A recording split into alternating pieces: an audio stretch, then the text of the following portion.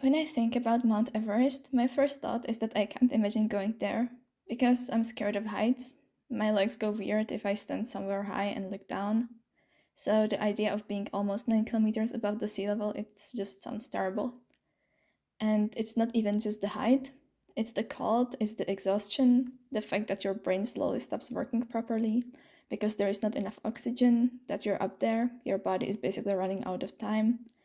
I think what makes Everest scary to me isn't just that it's dangerous, is that once you're up there, you're kind of on your own. The mountain isn't dramatic, it doesn't hate you, it just doesn't care. And I know myself well enough to admit that I like control of my environment. I like knowing I can come back down. Everest doesn't promise that. So yeah, I can't imagine climbing it. Even though I actually kind of respect the people who do it. I just know I'm not that person. I like the idea of Everest way more than the reality of Everest. Because the reality is this: your fingers can freeze, your lungs can fill with fluid, you can get confused, sit down for just a second, and never stand up again. And the weird thing is, people still go. They train for years, they spend absurd amounts of money, they risk their lives for a few minutes on top of the world. And I keep wondering what that feeling must be like. That moment when you're standing somewhere almost no one has stood, when the world is literally below you. Is it peace? Is it ego? Is it relief? Is it just survival instinct screaming, go down now? Because from where I'm sitting, it looks like a confrontation, not just with nature, but with your own limits. And I know my limit, it's somewhere way below 8,848 meters. But today, I want to talk about something else than modern Everest, not about traffic jams at the summit, but about one of the earliest deaths connected to this mountain, a disappearance that turned into one of the greatest mysteries in mountaineering history. Today, we are going to look at what actually happened during that expedition, who those men were, why they were there in the first place, what climbing Everest meant in the 1920s, and most importantly, if they might have reached the summit before anyone else and died on their way down. Because this isn't just a story about a tragic accident, it's a story about ambition, about national pride after the First World War, about technology that wasn't ready yet, and about a question that, even after a century, still doesn't have a clear answer. So, before we get to the moment they disappeared into the clouds, we need to understand the world that sent them up there. Before we talk about the mountain, we need to talk about Britain. Because Everest in the 1920s wasn't just a mountain, it was political. The First World War had just ended, millions were dead, an entire generation of young men had been wiped out or permanently scarred. Britain technically won the war, but it didn't feel glorious. It felt exhausted. And when a country is exhausted, it looks for something symbolic, something clean, something heroic, something that isn't mud and trenches and gas. Climbing the highest mountain on earth suddenly felt like the perfect narrative. No enemies, no artillery, just courage, endurance, and national pride. And Britain at that time really needed a story like that. There's also the imperial element. Everest wasn't just a mountain, it was in the Himalayas, accessible through Tibet, and Britain had influence in the region because of its colonial presence in India. So this wasn't random exploration, it was imperial exploration, organized, funded, publicly followed. Newspapers wrote about it, people cared. It wasn't just a sport, it was a national project. And in a strange way, climbing Everest became a continuation of the same mentality that had just sent men into war. It was about proving endurance, strength, and that Britain was still at the top of the world. And that's the world George Mallory stepped into. Mallory wasn't reckless. He was educated, thoughtful, a teacher by profession. He studied at Cambridge. He moved in intellectual circles. He wasn't some chaotic thrill seeker, which almost makes it more interesting. He had already been on Everest before. The British had sent expeditions in 1921 and 1922, trying to figure out possible routes. Everest wasn't mapped properly. They were basically guessing their way up a giant wall of ice and rock. Mallory became one of the key figures of these early attempts. He was experienced, respected, and stubborn and determined. He's also the one who gave us that famous answer when asked why he wanted to climb Everest. Because it's there. And people love that quote. It sounds simple, almost arrogant. but I think it says something deeper about the time, after everything the war had taken. Here was something that was still untouched, unconquered. Andrew Irwin was different. He was only 22, which is insane when you think about it. He wasn't chosen because he was the most experienced climber. He was chosen because he was technically gifted. He was good with equipment, especially the oxygen systems, which were experimental at the time. And that is important because in 1924, oxygen wasn't standard. Some climbers saw it as almost cheating, others saw it as necessary survival. Irwin helped modify and manage the oxygen systems, and Mallory decided to take him on the final summit attempt. So you had this combination: an experience driven climber who had already tried and failed, and a very young, technically skilled, but relatively inexperienced partner. Together, they were part of the 1924 British Everest expedition.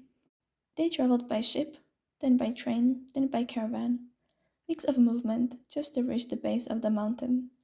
This wasn't a quick adventure, it was a logical operation. By the time they reached Everest, they were already tired, and Everest in 1924 was nothing like the Everest of today. No fixed ropes, no established safe route, no weather forecasts, no radio communication, just maps that were still incomplete and equipment that would now belong in a museum.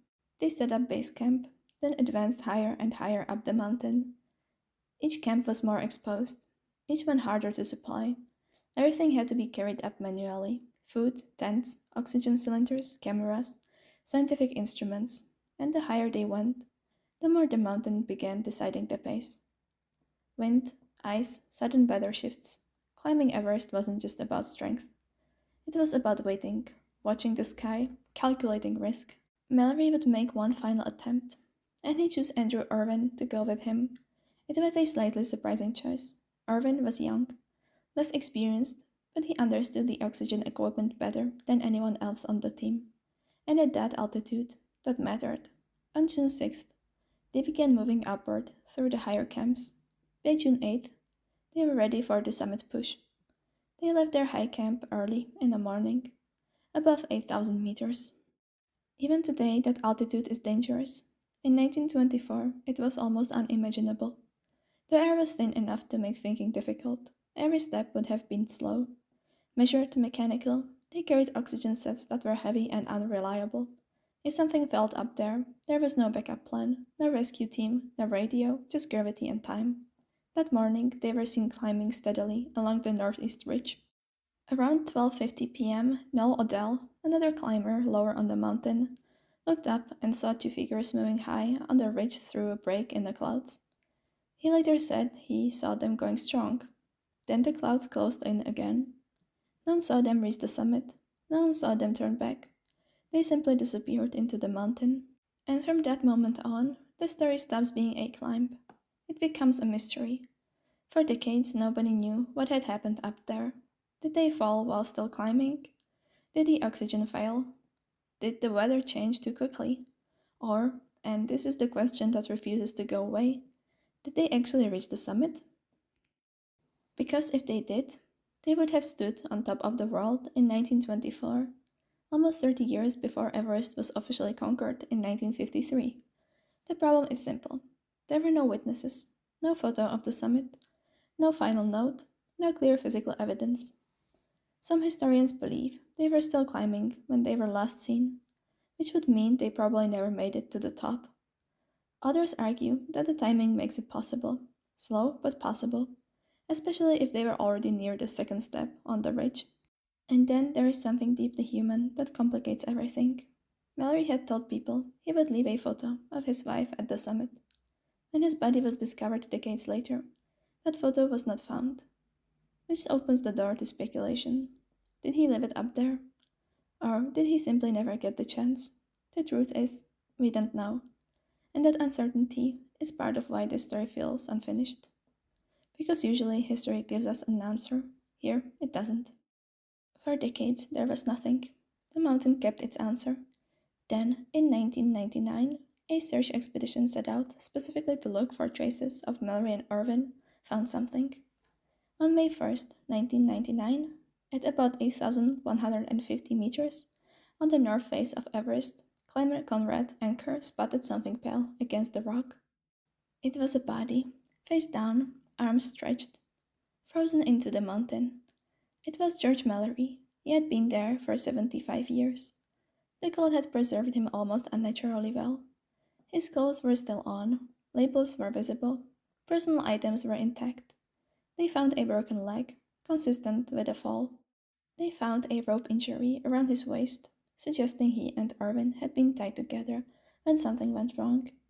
They found goggles in his pocket, which some people take as evidence that he may have been descending at dusk when he took them off. But they did not find Irwin. And they did not find the camera. That camera is important, because if it was recovered, and the film survived, it could potentially show if they reached the summit. To this day, Andrew Irwin's body had not been located, which means the final proof, if it exists, might still be up there. So finding Mallory didn't give us a answer. It didn't confirm a triumph. It didn't confirm a failure. It gave us something much stranger, a man frozen in time, high on a mountain, that still refuses to explain what happened. And I think that's why this story endures, because usually history is about certainty. Dates, outcomes, winners. Here we don't get that. We get a possibility. Maybe they failed a few hundred meters below the summit. Or maybe they stood on top of the world in 1924.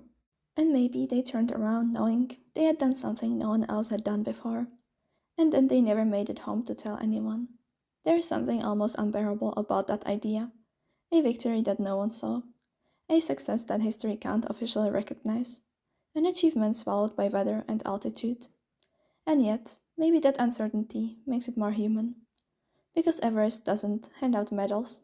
It doesn't care who was first. It doesn't even care who survives. It just stands there. And people project meaning onto it. For Britain, Everest was a symbol.